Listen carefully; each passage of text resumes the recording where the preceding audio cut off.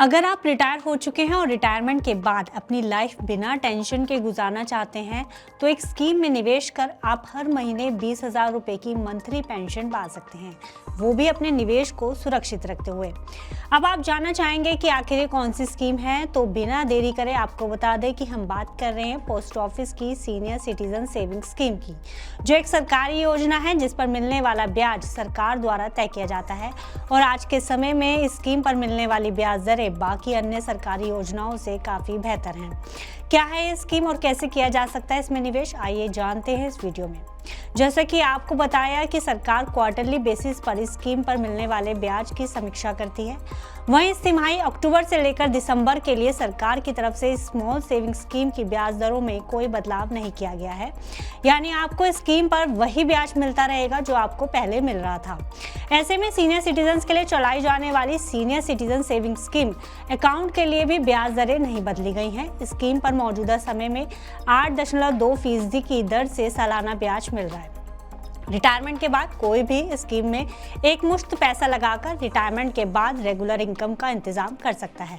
आप इस स्कीम में कितना और कैसे निवेश कर 20,000 रुपये मंथली का इंतजाम कर सकते हैं, आइए आपको एक कैलकुलेशन के जरिए समझाते हैं।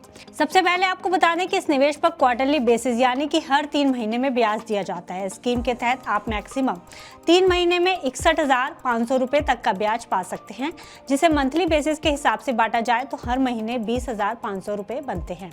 अब इसके लिए आपको कितना निवेश करना होगा ये भी जान लीजिए। स्कीम के तहत कोई भी सीनियर सिटीजन मैक्सिमम 30 लाख रुपए तक का निवेश कर सकता है। हालांकि स्कीम में निवेश करने की न्यूनतम रकम 1,000 रुपये है, यानी कोई भी सीनियर सिटीजन स्कीम में 1,000 रुपये से निवेश कर शुरुआत कर सकता है। अब इस निवेश पर आपको 8.2% की दर से सालाना ब्याज मिलेगा।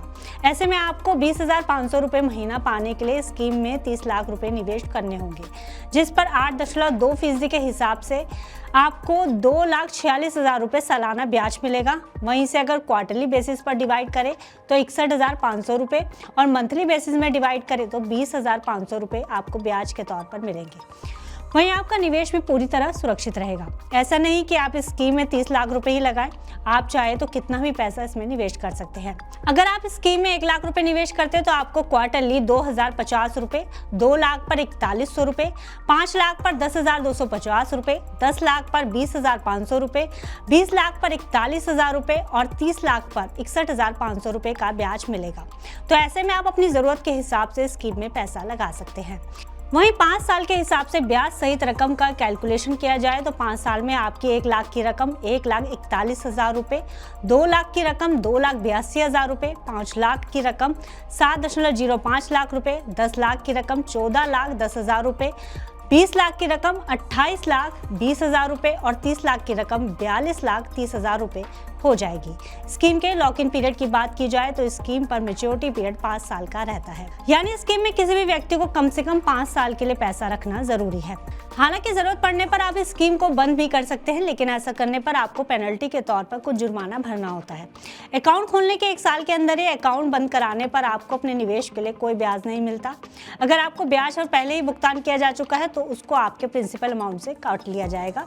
वहीं 1 साल के बाद प्रीमेच्योर विड्रॉल पर आपकी जमा राशि का 1.5% यानी कि 1.5% पेनल्टी के तौर पर लिया जाएगा।